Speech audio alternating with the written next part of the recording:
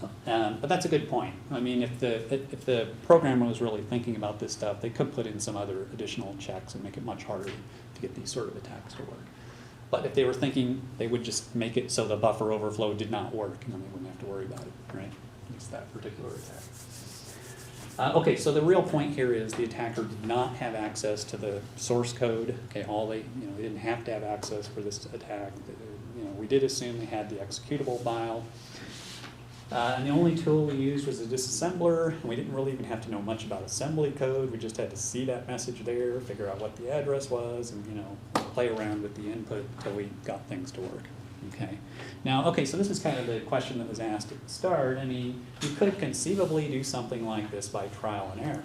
Okay, in some cases you might actually have to do that, right? If the server, if the software's on the server and you don't have access to that software, you would have to do it by trial and error.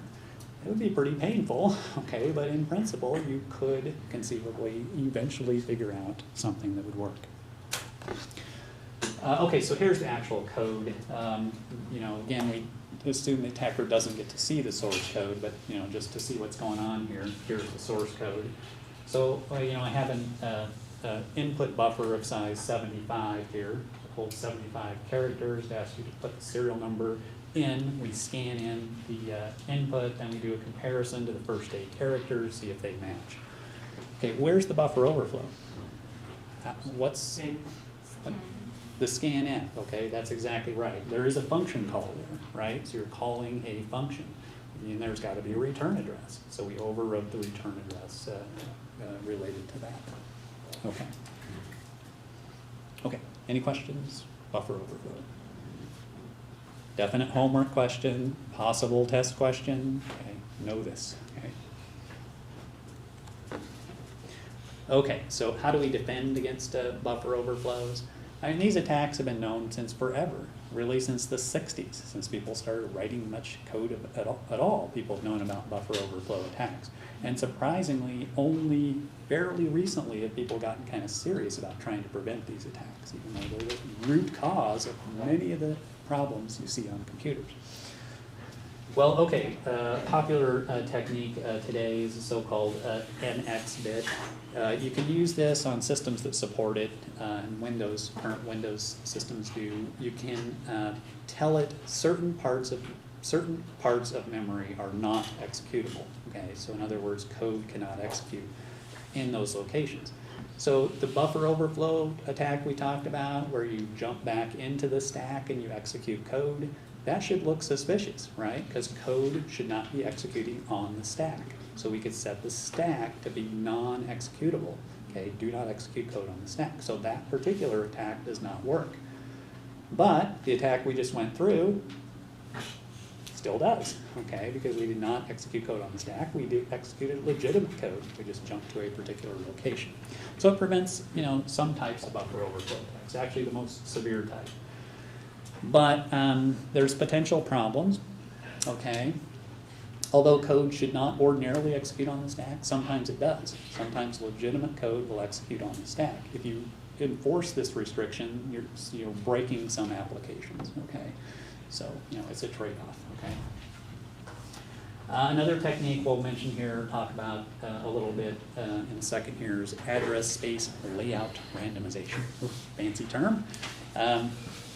We'll talk about that. We'll get to that. Another approach is to use a so-called canary to try to protect the return address. You could use safe languages, things like Java and C#, but that takes all the fun out of it. Who wants to do that? Okay. You could use safer versions of C functions. Okay, so all of the C functions that cause problems, things like scanf, string copy, and so on, have a safer version. Okay, and let's just look at one, string copy. Okay, what does string copy do? Takes a buffer, copies it into another buffer, right? Just blindly copies. So it doesn't check to see how big the buffers are, just takes the buffer, copies whatever's there. So if this one's you're copying from is bigger than the one you're copying to, you have a buffer overflow, okay? Well, there's a safer version of that. It's called string n copy. What's the n stand for? The number of bytes that you're allowed to copy, okay? So, you specify how many bytes you copy from and to, okay? So why do I say it's safer Why don't I just say it's safe? There's a difference there. Because programmers are programmers.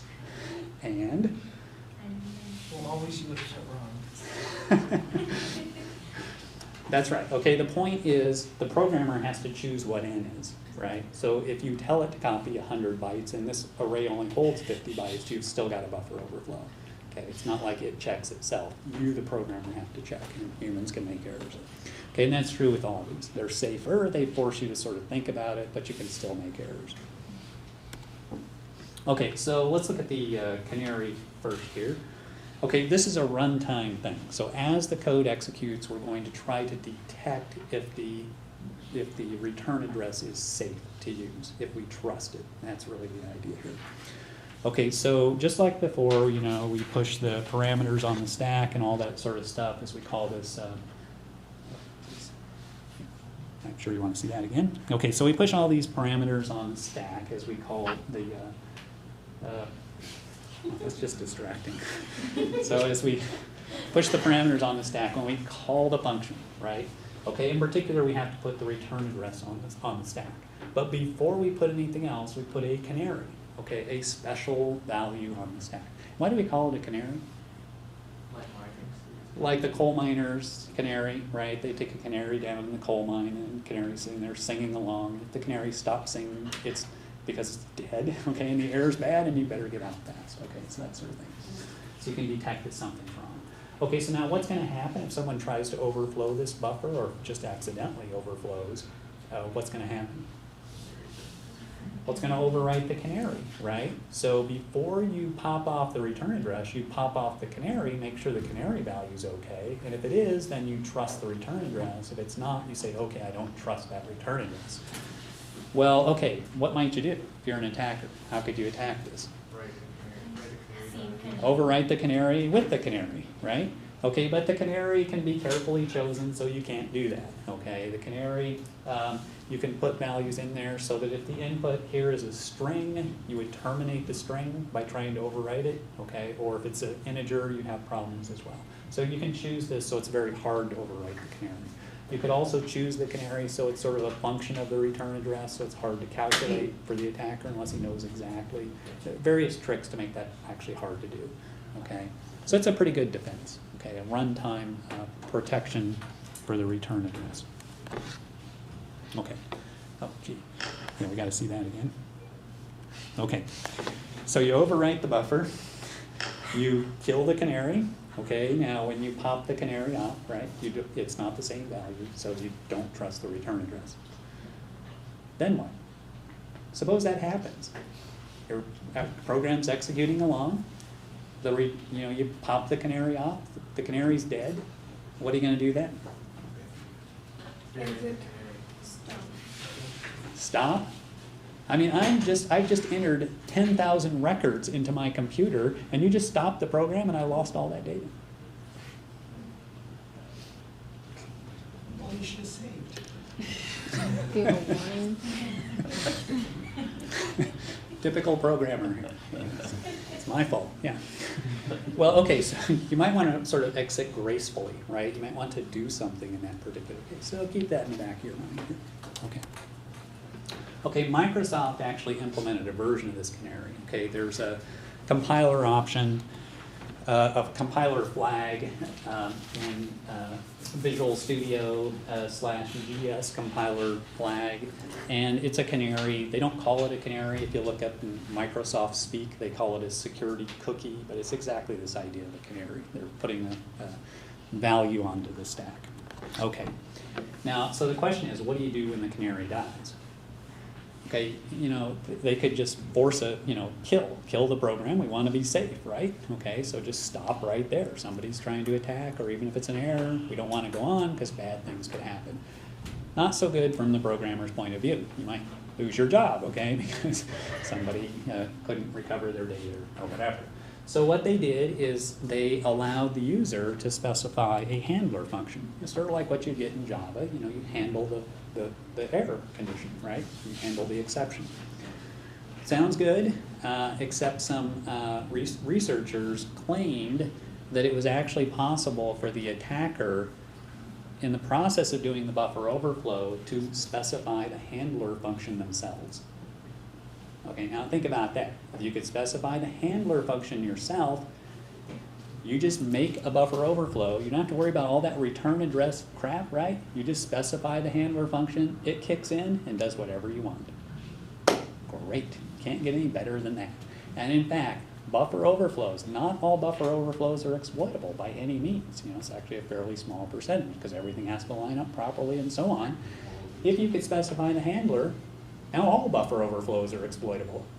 So it's actually much worse than not doing anything, anything at all.